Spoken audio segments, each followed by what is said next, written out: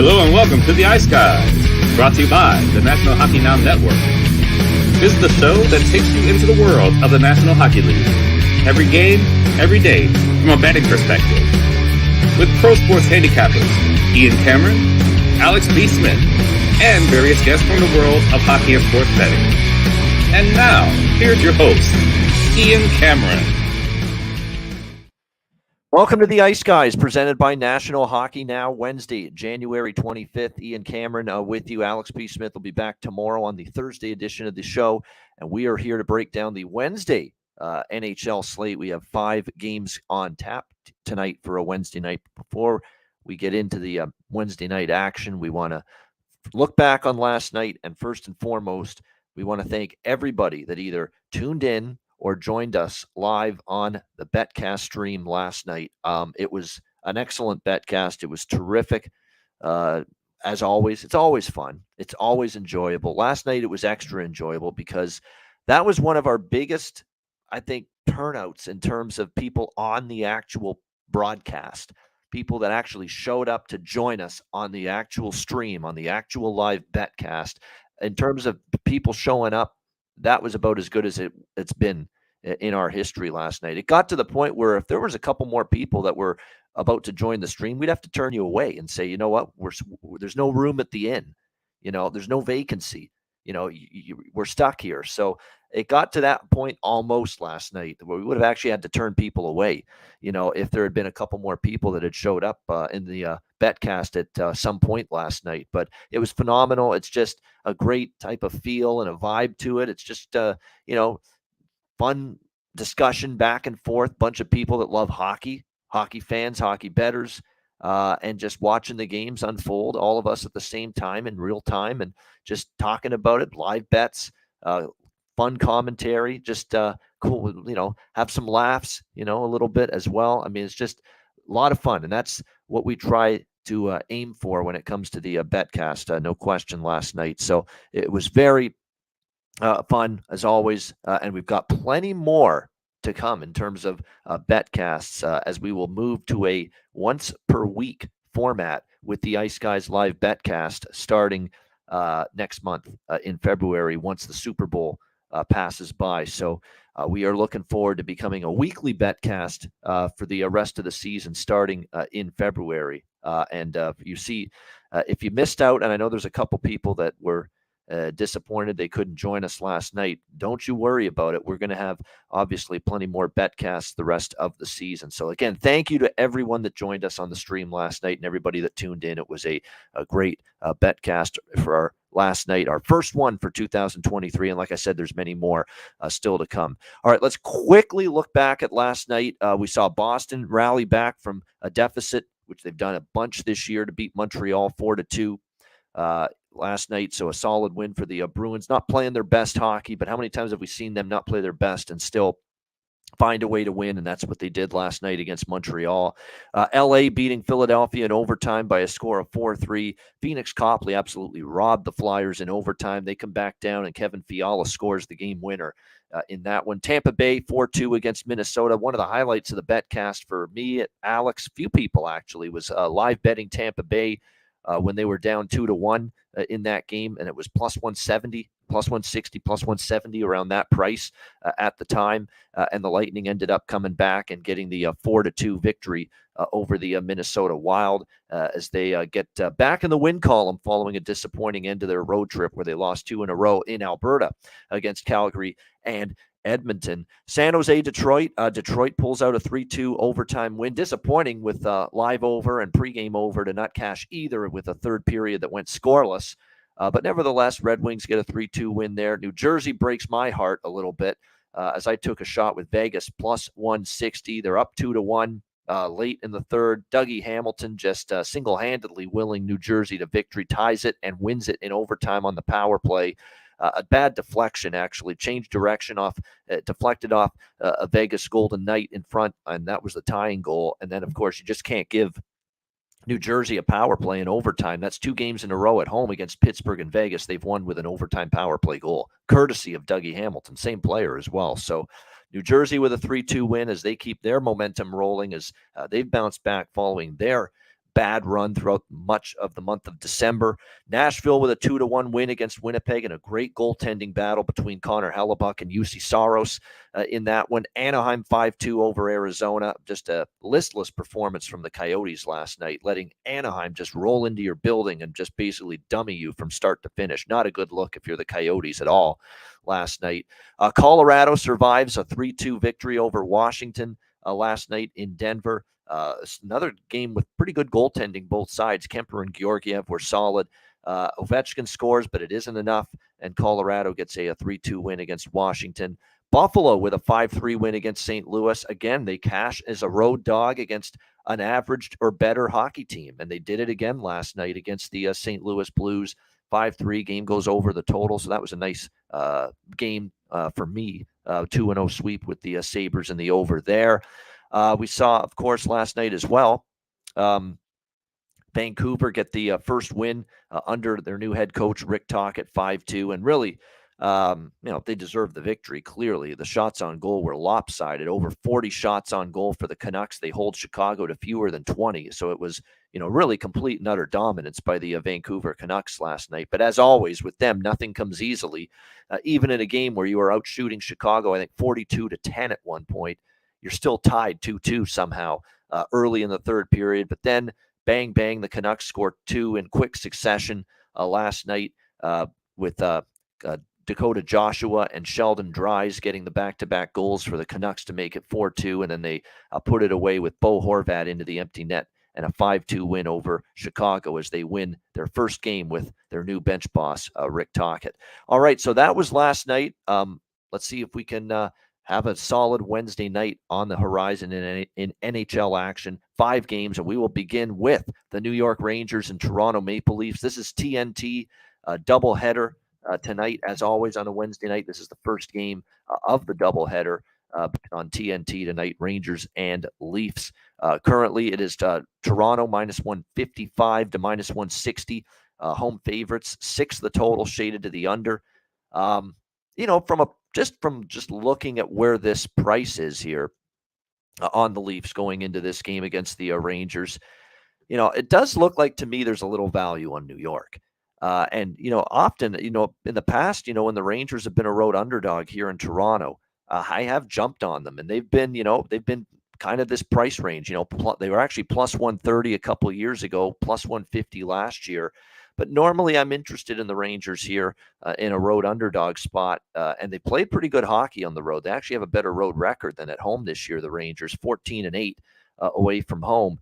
The Leafs have been excellent, though, here at Scotiabank Arena. They're now 18-7 on home ice, a bit of a detour from past seasons with the Leafs, where they've honestly played better hockey on the road sometimes than at home, but that's not been the case this year. Home cooking's been very good to them. If you look, they're entering this game on a 5-game home winning streak against Detroit, Nashville, Florida, Winnipeg, Islanders. So this team's playing very good hockey at home. I'm not as in a rush to go against the Leafs here tonight.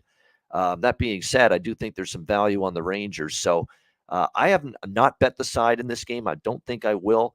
You've got, obviously, the battle of the two Russian netminders tonight expected here in this matchup, which should – and look, obviously, we know Igor Shesterkin is the reigning Vezina Trophy winner, who had a bit of a slow start to the season, but is expected to it's, I think, played a lot better here the last month or so. And then, of course, for the Toronto Maple Leafs, it's been Ilya Samsonov, who's just been absolutely outstanding lately for the Leafs. You've got to give him a lot of credit. He has been excellent in between the pipes here for the Toronto Maple Leafs, and especially at home. I believe, if I heard correctly the other night, Samsonov only has 1 regulation loss as a starting goaltender this season for the Leafs on home ice. He has been really, really strong for Toronto here at home. So, for me, the lean is absolutely toward the Rangers based on the price you're getting, plus 135. But I am not as just, rushing at this moment in time to go against Toronto with the way they've played on home ice as of late. And another thing, too, they're playing a Rangers team that got to the Eastern Conference Final last year. You know how it works with the Leafs. When it's a team that gets them really fired up, sometimes they'll lose their games to the Detroits of the world and the Montreals of the world and San Jose. And, they'll play down to competition often, this Leafs team. But they have regularly, when they've played a Tampa Bay or a Boston or, tonight, the New York Rangers, when they play one of the better teams, you get them focused, you get them, playing their best, playing with urgency, playing fast, playing with purpose. A lot more. So I think these are the games that get the most out of the Leafs. It's also a rare TNT national television south of the border showcase for the Leafs. The Leafs don't get on national TV in the States a ton. They get on a national TV games probably more than they used to because ESPN and TNT have been more willing to put Canadian teams, on their national television schedule this year. No question about that. But, they often here in the regular season have played extremely well here, against better teams. So to me, it wouldn't shock me if the Leafs win, but I don't like the price necessarily. I do think there's value on the Rangers, so we'll throw it a lean to the Rangers. But pregame, I don't have anything side or total in this game. The Leafs at home have kind of been scoring goals in bunches. You look at what they've been able to do here on home ice lately. 4 goals against Detroit. The 2-1 game against Nashville was a low-scoring game at home. That was a TNT game as well a couple weeks ago, and it was another great goaltending battle. Murray and Saros were in net that night. It was a great goaltending battle.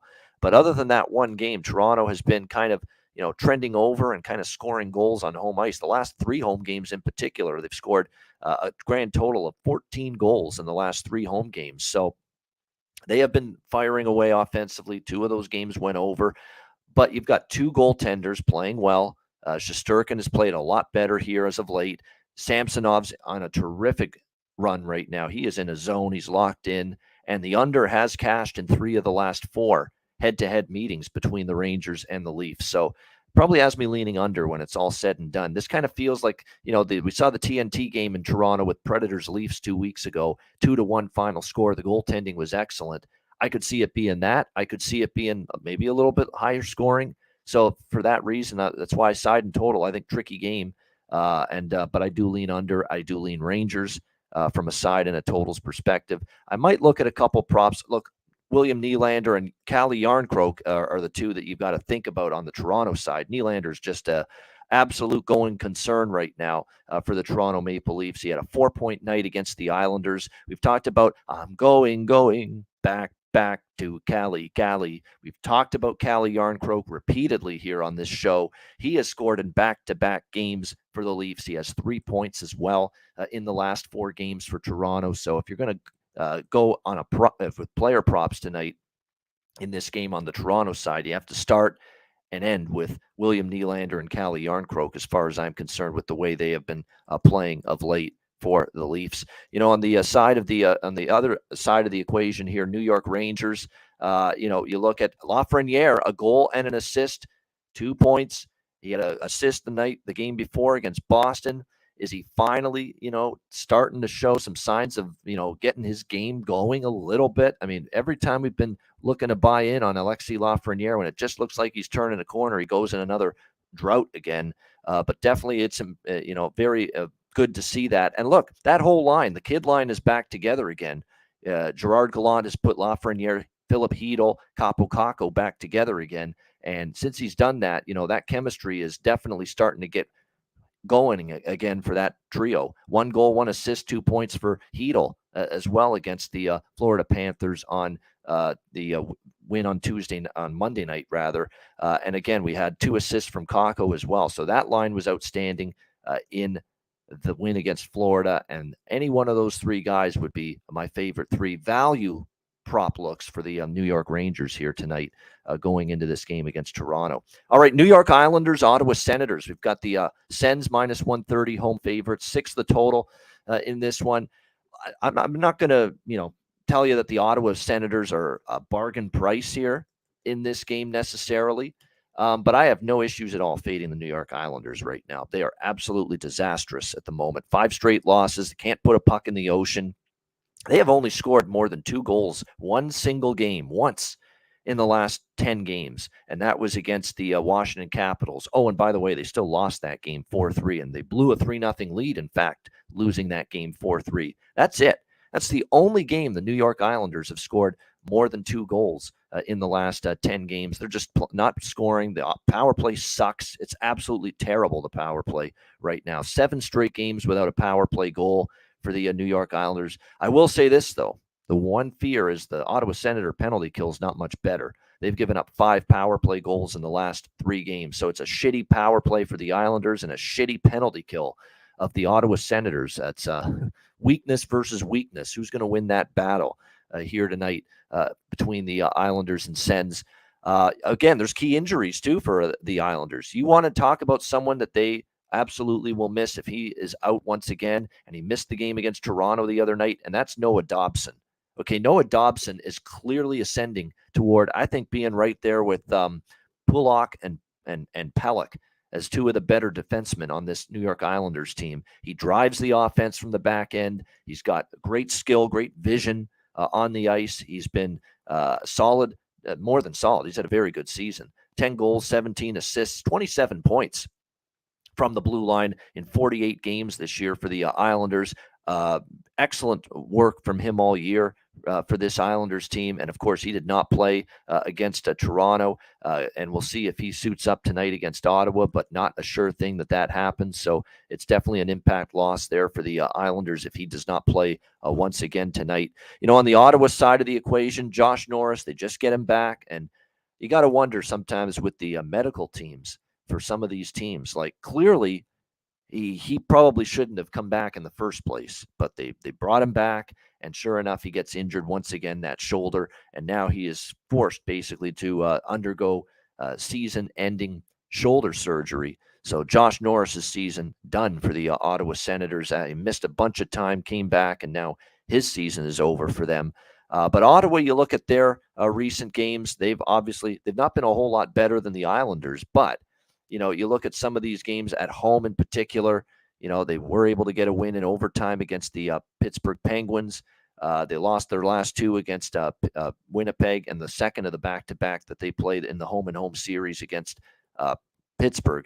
We'll see if they're able to rebound here. Islanders have won 4 straight, and they have won 9 of 10 against Ottawa, so it has been a series that's been controlled by the New York Islanders, but just don't like anything I'm seeing out of this group. Ottawa does still have a better home record, much better home record than they do on the road. And same thing with the Islanders. Islanders on the season are just 10-15 on the road. So the Islanders have been good long-term against the Senators. But think about how when you're looking at season series history, you've got to have some inkling in your mind. Where were these teams in those 10 past head-to-head meetings? Well, I'll tell you, the Islanders for years were one of the top teams in the Eastern Conference. This was a team that went to the Eastern Conference final, 2 years in a row. And Ottawa had some really bad teams as well.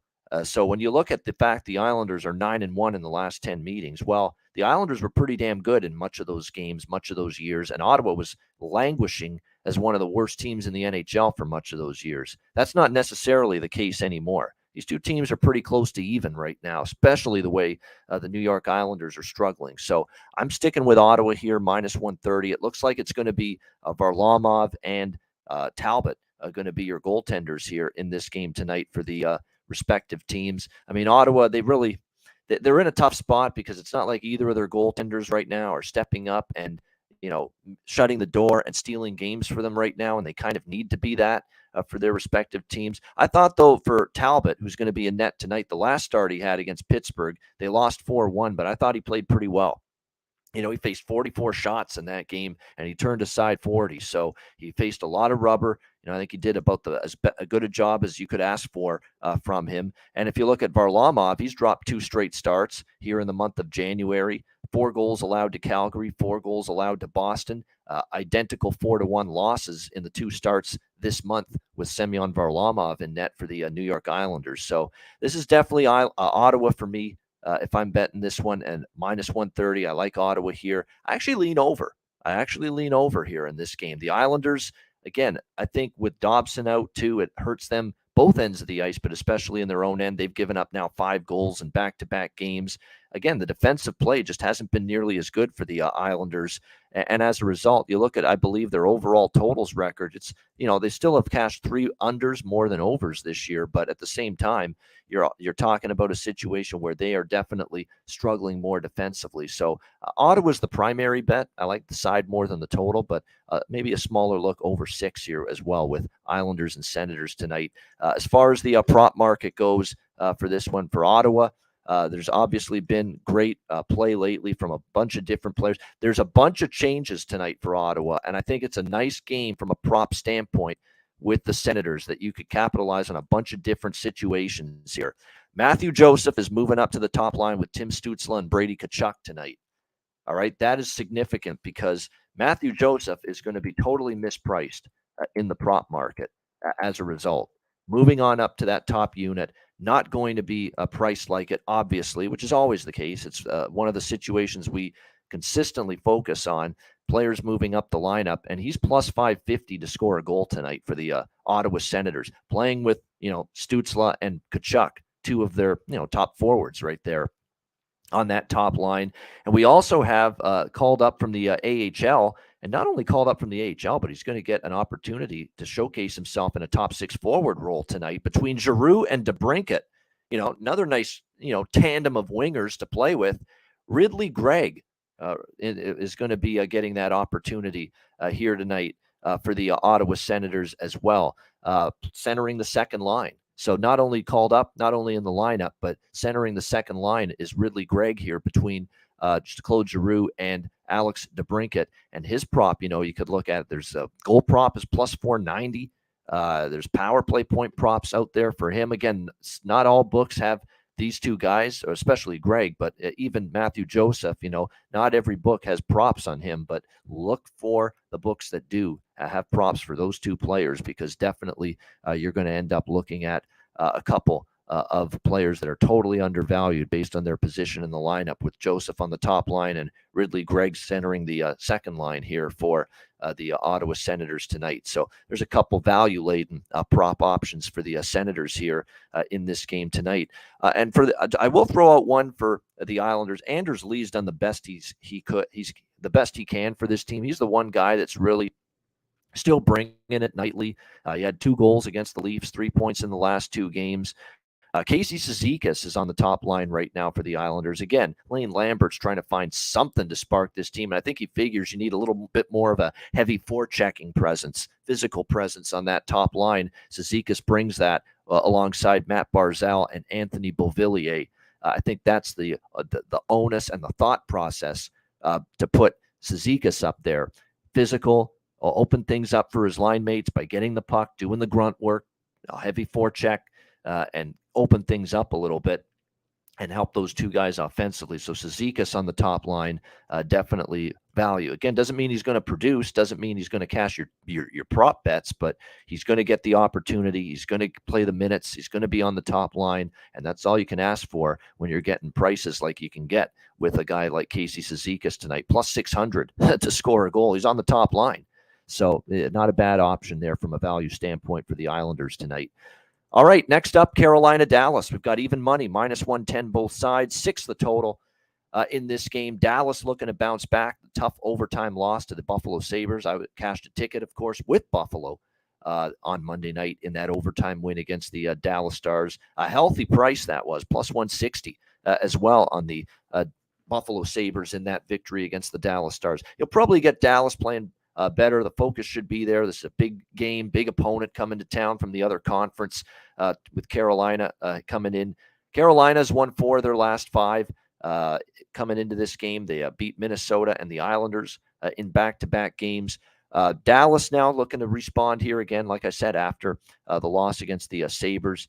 I'll tell you what, Carolina has had no issues winning away from home. In fact, their road record is pretty exemplary, 15-10 on the road this season. In fact, slightly better road record than home record for the Carolina Hurricanes. So I honestly lean Carolina here a little bit. I mean, I just think they're a little bit better at the moment, current form-wise, than the Dallas Stars. Dallas has been it's a little concerning what I've seen from Dallas lately. Like, if you actually put their recent wins into context, They beat a Florida team that was reeling when they played Florida, right?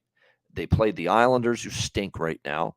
All right. That was another win in January. They played Vegas, who are beaten up to shit, riddled with injuries, kind of struggling.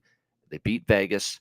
They did have a pretty good win against LA. I'll give them that. That was a solid win. And then they shut out a lousy Arizona team. So, and you look at the losses, Buffalo and Calgary and Rangers, against the better teams, there's been some slip-ups. There's been some L's being taken by this Dallas Stars team going into this game tonight. We'll see if they're able to bounce back, but I don't think it's a given they will. Again, it looks like for Carolina, by the way, Jacob Slavin, and look, our great, I think it was Matt Trinite, who was one of our guys on the Betcast last night. He's a Carolina fan. He actually was talking a little bit about Slavin and just, not given the due he deserves by a lot of pundits and by a lot of just hockey observers for just how steady and strong and just really sound as it gets in his own end defensively for this team, and how he's been that way really for years.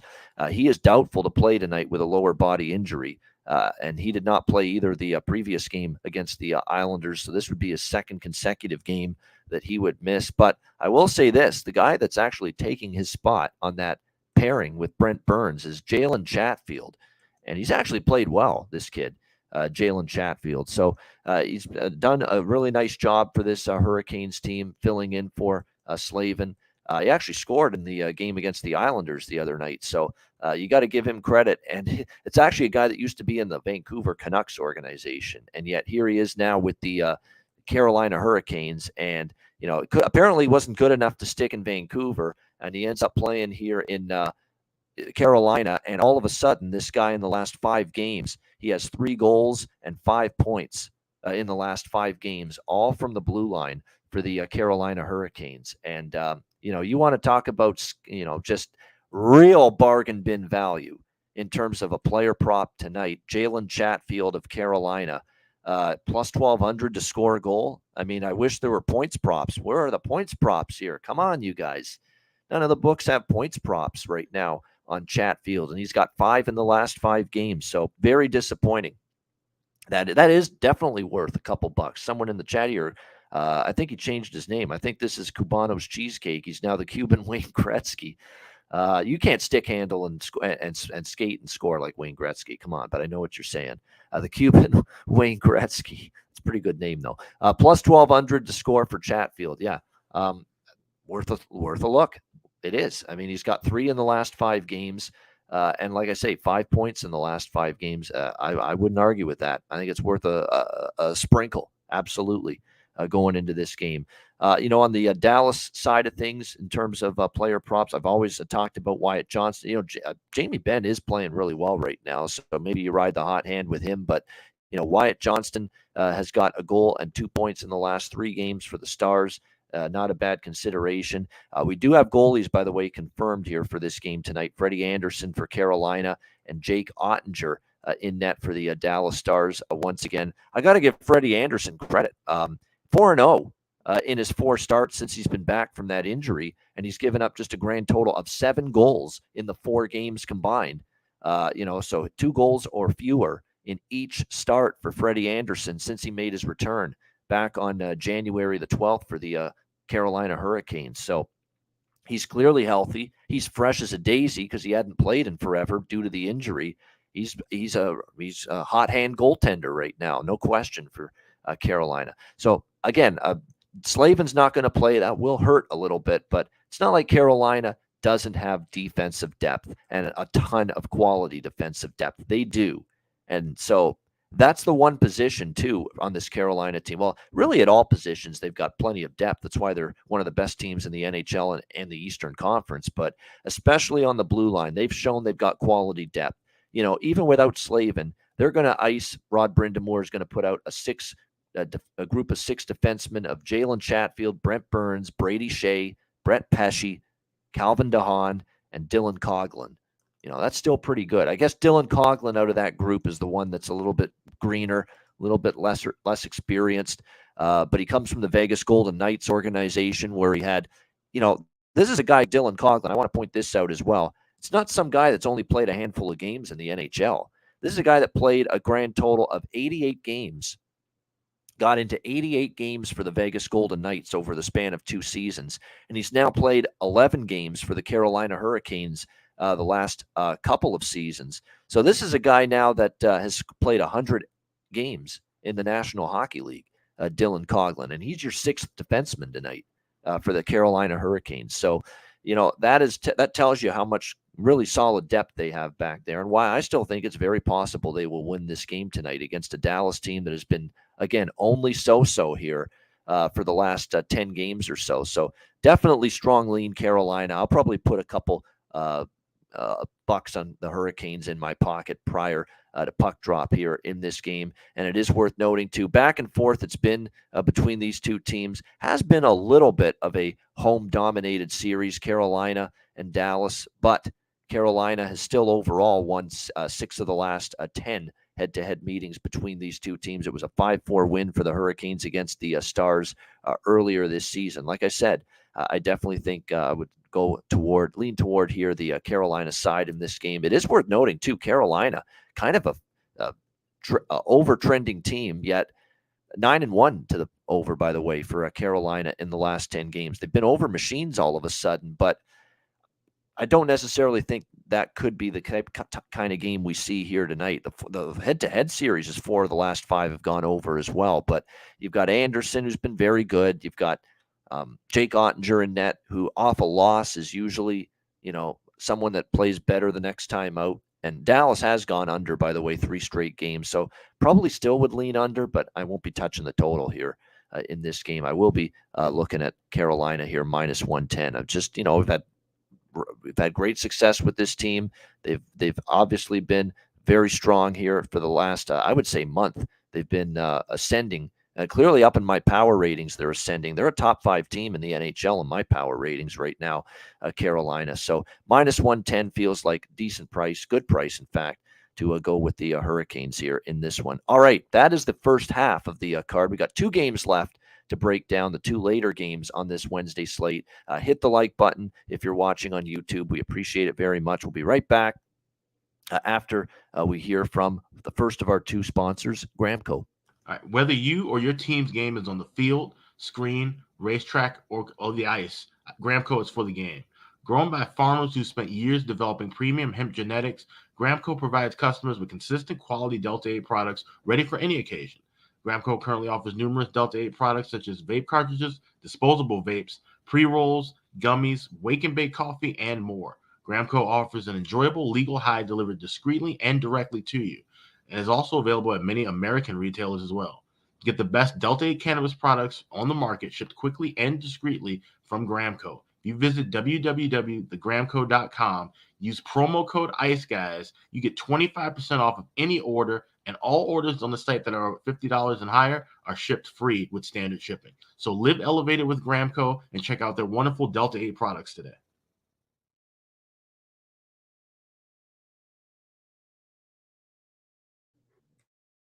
All right, we are back here on the Ice Guys. All right, we got 2 games left here on this Wednesday slate. Columbus Blue Jackets, Edmonton Oilers. We've got Edmonton minus 390, home favorites, 6.5 being the total in this one. The Blue Jackets, of course. It's very interesting to see how this team plays tonight, because if there's one game that's not going to feel like a regular or a normal regular season game, it would be that game that they played the other night on Tuesday against Calgary, or on Monday, I should say, against Calgary.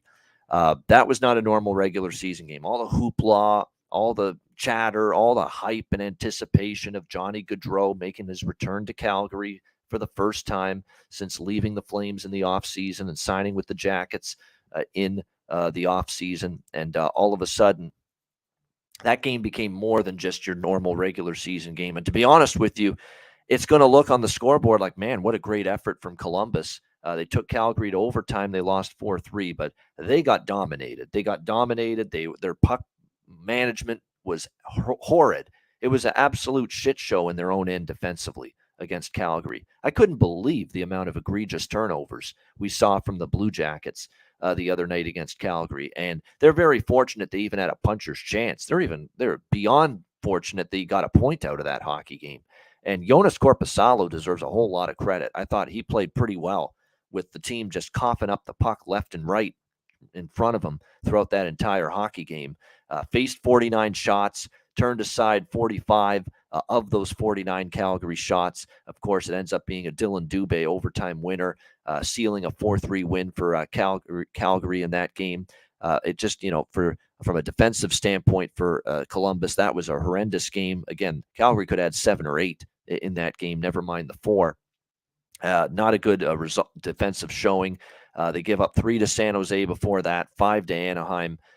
It's just not a team. They've been horrible defensively all season, don't get me wrong, but it continues to be that way for the Jackets. And again, they've actually started to get a couple of their defensemen back. Blankenberg, the kid out of Michigan, just came back, but they're still without, obviously, Bean and Werenski are still out on the blue line.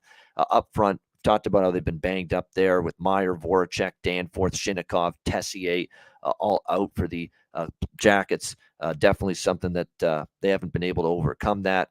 Korpisalo is back in net tonight for the Blue Jackets. And again, he by default, he's the best goalie they have just because Merzlikins has been just absolutely struggling mightily. We've talked about that ad nauseum, how, the situation's not good for him there. He needs a change of scenery. I don't think he's gotten over the catastrophic events of his teammate passing away in that fireworks incident.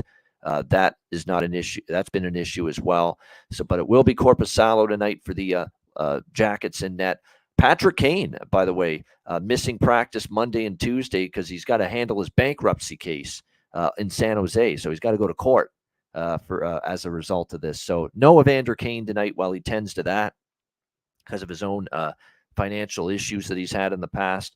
So he won't play for the Oilers, which means Jay Woodcroft gets a chance to experiment here. And obviously you miss Evander Kane. And Evander Kane's just started to, I think, get some of his rhythm, some of his timing back. It's not something that's going to happen overnight when you've been out for the long period of time that he has. So for him to, just come back, try to get some of his timing back, and now all of a sudden be out again, kind of disappointing that he can't build on it and he has to miss even if it's just 1 or 2 games that he has to miss it all is probably a little frustrating because he's just trying to get back in rhythm.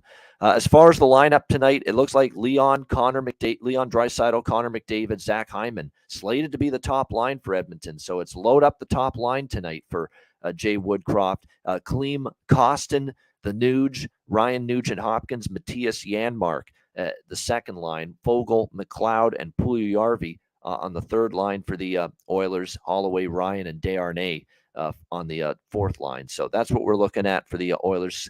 Stuart Skinner is going to be in net tonight for the Edmonton Oilers. Again, we've seen more of a willingness to put Jack Campbell in recent games by Jay Woodcroft because obviously Jack Campbell has started to get his game at least gradually back on track. But we did see Skinner last time against Vancouver. He got the 4-2 win in that victory over the Canucks. But like I said, Campbell got the couple of starts before that against Tampa Bay and also against Seattle and was pretty good in those 2 victories. So it looks like I think we're going to get more of a back and forth now throughout the rest of the regular season for the Edmonton goaltending between Skinner and Campbell the rest of the way. Edmonton is, I don't know what more you can say other than wow to describe how the offense is clicking as of late for them. If you go all the way back to January the 9th, this team is scoring a lot of goals. Let's put it that way. They've gone over, by the way, 5-1-1 to the over their last 7 games. They've scored 3, 6, 7, 4, 5, 5, and 4 during this 7-game span. So it's been impressive to witness how this offense has started to get going. 20, 25, 30, 34 goals in those 7 games for the Edmonton Oilers. So to me, I'm just going to go over the total. I think Edmonton probably wins. I think Edmonton probably does the brunt of the scoring offensively tonight. But I definitely think Columbus can chip in. The one thing we know about the Oilers is even in their victories, you look at them, they gave up 2 to Seattle, 3 to Tampa, 2 to Vancouver, 3 to Vegas, 2 to Anaheim, 1 to San Jose. So there's a couple games they gave up 2 or less, but more often than not, they're going to give up, 3 goals to their opponent, at least 2. And I think if Columbus gets to 2 tonight, Edmonton will get 5. I think an excellent chance to get 5 against this Jackets team, which is just a train wreck in their own end, and a Jackets team that's just given up a shit ton of shots as well to some of the better teams they've played. That's been an issue. I mean, you look at games against Carolina, games against Tampa Bay, games against Calgary the other night. They gave up 40-plus shots in all of those games. The games that are not giving up 40 shots, it's San Jose and Anaheim, and it's a Nashville team that's not going to push pace, and it's not, an offensive juggernaut by any stretch. But the games against really good teams with potency offensively, Jackets are giving up, 40-plus shots routinely. So Edmonton probably wins. I don't feel the least bit comfortable, laying minus 380. I think if you're going to take Edmonton, you've got to go the first period puck line route, minus a half, plus 100. Not bad. I also don't know what we're going to get out of the Jackets emotionally and physically, and just all of that. You have to be locked in if you're going to have even a puncher's chance to upset the Oilers tonight. But coming off the big Johnny Gaudreau return night to Calgary, that's a big question. What are you going to get from this Jackets team?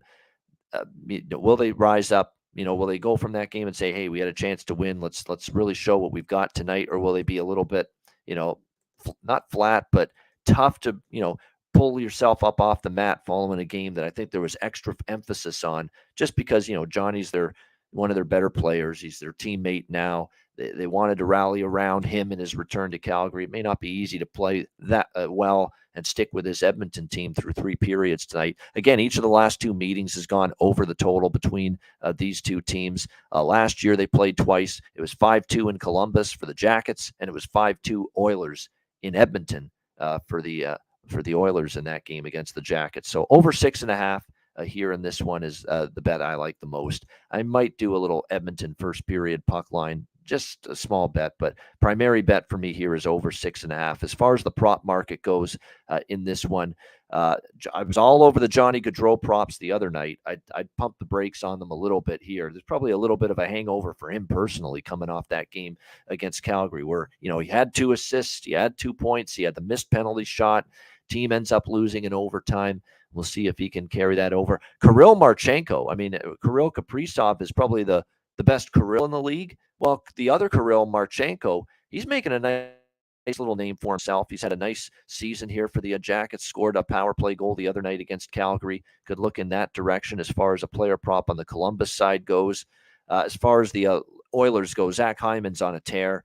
I like the idea of looking at Klim Kostin again on the second line. Janmark, too, a little undervalued, playing on the second line. I mean, this run by Zach Hyman is just outstanding, though, right now. And again, he's going to play with the 2 big boys, McDavid and Draisaitl, in this game tonight. Hyman, over the last 5 games, he has a grand total of 12 points. That's pretty nuts right there. 12 points for Zach Hyman in the last 5 games, 4 goals during that span as well. So Zach Hyman is just, if you want almost an automatic that someone's going to make an impact here for the Oilers, it's him right now. And again, you're still also continuing to not get quite as bad a price with his props as, say, McDavid and Draisaitl. Hyman to get a goal, is plus 125 or so. To get a point, obvious, or 1.5 points right now is plus 140. That's not bad. He's had some multiple point games. The power play point prop is plus a 120 as well for him. So again, Hyman's the one that is just absolutely feeling it right now for the Edmonton Oilers. All right, last game, Vancouver, Seattle. We've got the Kraken minus 170 home favorites, 6.5 the total in this one. Back-to-back for the Vancouver Canucks. After the win against Chicago last night. It'll be Martin Jones in net for the Kraken in this game. It is worth noting, though, the Kraken missing a couple of their key forwards. Jaden Schwartz still out. It looks like Andre Burakovsky tonight for the Kraken may not suit up as well. A game-time decision for him. He was also absent from the loss against the Colorado Avalanche on Saturday night, so we'll see if Burakovsky is able to return. Like I said, Martin Jones back in net for the Seattle Kraken. It is worth noting, though, with Jones back in net here for the Kraken, some of the luster's wearing off for Martin Jones. I mean, it's been an incredible run for him. I mean, the win-loss record is just sensational. If you go all the way back to January the 1st, let's just keep it here in this new year, the month of January here, this first month of 2023. With Martin Jones starting in net for the Seattle Kraken, they are 8-1. All right, 8-1 in Martin Jones' 9 starts here for the Seattle Kraken here in the month of November. But if you actually look at the last 3 starts that he's had, gives up 5 against Chicago, but they score 8 and they win that game. That was that crazy game where they had 6 goals on 6 shots in the first period of that one, and it ended up 8-5. He gives up 5 against the Edmonton Oilers. They lose that game 5-2. They beat New Jersey 4-3 as well just recently, and he gives up though 3 goals on 30 shots. It's not been as clean for Martin Jones here in the last few games in net for them. So let's see how he fares here against a Vancouver team that's on a back-to-back. This was initially a game where I was like, this is a pretty tough game.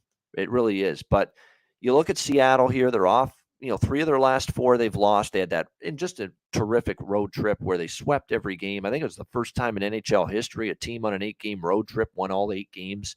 But since then, I mean, they had the tough spot against Tampa. They lost. They go to Edmonton back-to-back. They lose that game 5-2. They do bounce back with a win in overtime against New Jersey 4-3. They lose in a shootout to Colorado 2-1 on Saturday night. I mean, they're 3 of their last 4 games they've lost, and the one win was an overtime win. I'm on the side here of Vancouver's live. Okay, Vancouver's got a shot here tonight to pull the upset against the Seattle Kraken. Yes, it's a back-to-back. That does concern you. But the Vancouver to Seattle track record isn't horrible. And look, the one detractor you could use to say, wait a minute, you're buying into this Vancouver team after how awful they've been. And you could come back and say, okay, they looked dominant last night, and they did. They looked absolutely, in control of that game. They were swarming Chicago start to finish. They didn't give up much. Okay, I think that's the key takeaway for me from that game last night. They didn't give up hardly anything to Chicago. Chicago's damn lucky they even got 2 goals last night. The shots were 48-14 last night in favor of the Vancouver Canucks.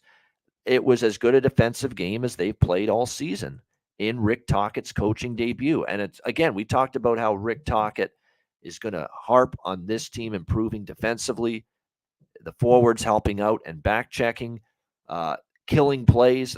That's a word I've heard him use a couple of times already in his first couple of days here as head coach. We want to get better at killing plays. Killing plays is a coaching buzzword or buzz term, if you will. It's a popular phrase when it comes to talking about defensive hockey. Killing plays means team has the puck, they're in the offensive zone, you either get a save, you block a shot, you get the puck back. That's basically killing a play, and that's basically what he's trying to say here. And that's where the focus clearly is, and it has to be there for Vancouver because they've been just a nightmarish team in their own end. But that was a huge step in the right direction last night, 48-14, outshooting Chicago. They barely gave up anything in terms of quality chances, high danger chances. Now, the comeback to that is, hold on now, that was Chicago, okay? Now you're going and playing Seattle, who's had a terrific season to this point, one of the better teams in the Western Conference. This is going to be a whole hell of a lot tougher, and there is some of that element to this game.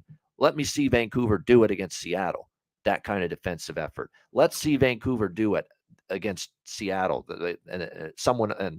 let's not go crazy that they did that against the fucking Chicago Blackhawks, who, are one of the worst teams in the NHL this season. I get that. There's an element of that. But we bet prices. We don't bet teams. I've said that a bunch of times. You're getting a plus 150, plus 155 price here on this Vancouver team. Seattle's play is leveled off just slightly. 3 of their last 4 games. Spencer Martin probably is going to get back in net for the Canucks tonight after it was Colin Delia last night. He struggled.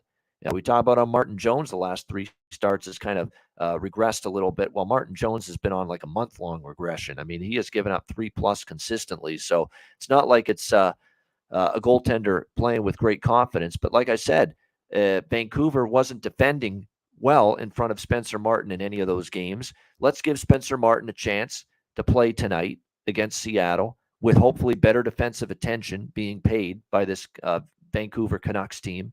And let's see if he can maybe play better, because the team will play better in front of him, something we have not seen here in the last month. And it's hard to overlook the fact that the Seattle Kraken in 6 games against the Vancouver Canucks have never beaten the Vancouver Canucks. Never. Vancouver is 6-0 head-to-head against the Seattle Kraken since they have entered the league. So obviously this is probably the best shot that they have had to beat the Vancouver Canucks. But the last time they played Vancouver, they were up very comfortably. They let it slip away. They lose 6-5 in a shootout. And that was Vancouver making it 6 consecutive games victorious over the Seattle Kraken. I just think in this game, in this spot, I was waiting to see what we would get from Vancouver, and would there be a hangover? There was a lot of players emotional following the exit of Bruce Boudreau in that final game against Edmonton, and albeit it was Chicago, which is the big asterisk. It's a whopper of an asterisk. Yeah, it was against Chicago, but it was a workmanlike effort. It was a team effort. It was as good a defensive game as this team has played all season. There's no question about that. When's the last time Vancouver's held anybody to 14 shots on goal? So to me, at the price we're getting, we've got Vancouver 6-0 against Seattle head-to-head since these teams, since Seattle joined the league.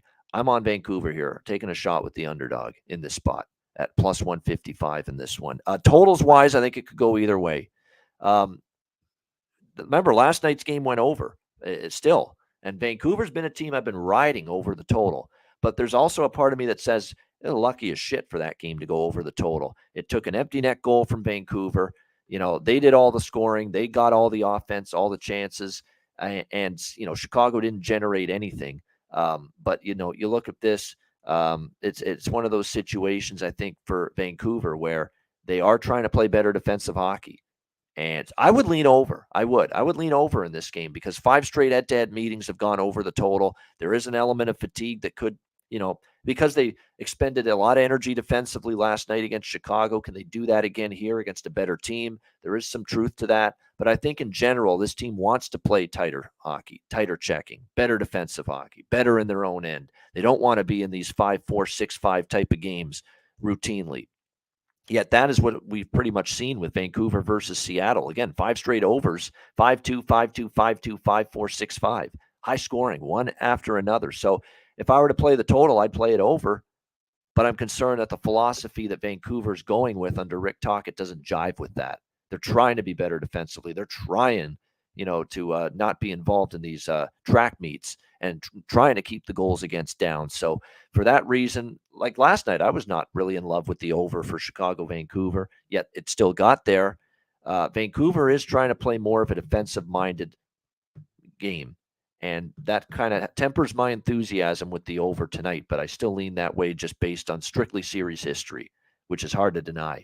That 5 straight head-to-head meetings with the Canucks and the Kraken have gone over the total here in this game. So I lean over, but I will for sure take a shot here with Vancouver at plus 150, plus 155 in this one. Again, 6 wins for the Canucks over the Kraken. The Kraken are winless since joining the league as a franchise against the Vancouver Canucks. All right, good stuff. Thanks to everyone in the chat for joining us. Hit the like button on the way out if you're watching on YouTube. And we thank all of our podcast listeners as well for joining us here and in the game. And by the way, this is a good prop game potentially. Kuzmenko, solid for the Vancouver Canucks.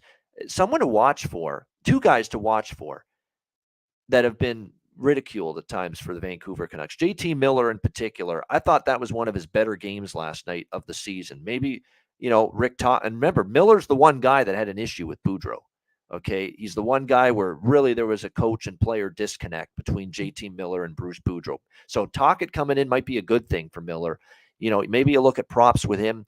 Connor Garland, very noticeable last night. Had a bunch of chances. I thought one of his better games. He has a history and a connection with Tocchet. Back when they were both in Arizona, he was the player there for the Coyotes, Garland, and Tocchet was the coach. So, definitely Garland and Miller are 2 that you can consider on the Vancouver side. And as far as the Seattle side goes, Matty Beniers, it goes without saying. Vince Dunn has been a point machine from the blue line lately for them.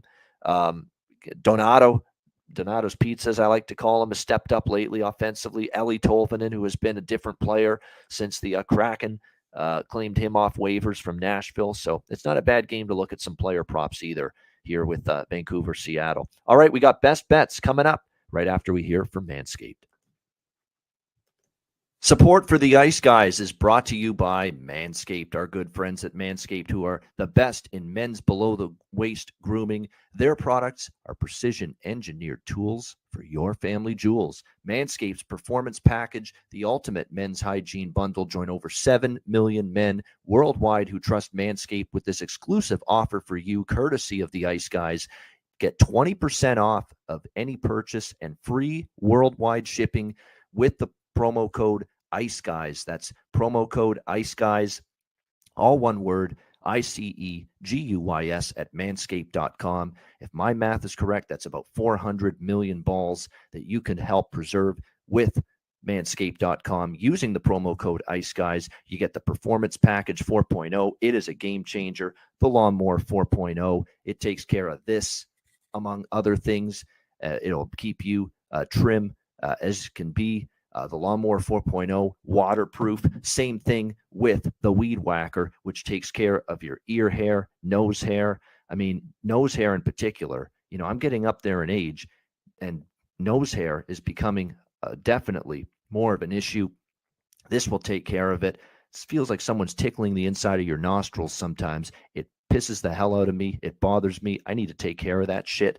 This will take care of it for you. The Weed Whacker makes part of the package that you get with your Manscaped purchase and the Manscaped Performance Package 4.0. You also get the ball toner. You also get the ball deodorant, keep you smelling good and looking good and feeling good down in the nether regions. This package is really going to make you feel good and look good and look better, slim, trim. That's what it's all about. And manscaped.com can help you out with that. So make sure you take advantage of this. Manscaped.com.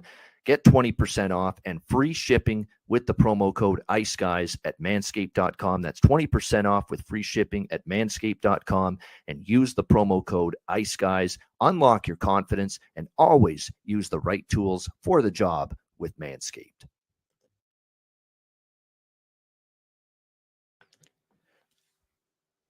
All right, we're back here on the Ice Guys, and we are ready to wrap the Wednesday edition with best bets for the Wednesday card. Let me just check and see if Alex B. Smith sent me his best bet. He did send me the card, which I'm going to list right now.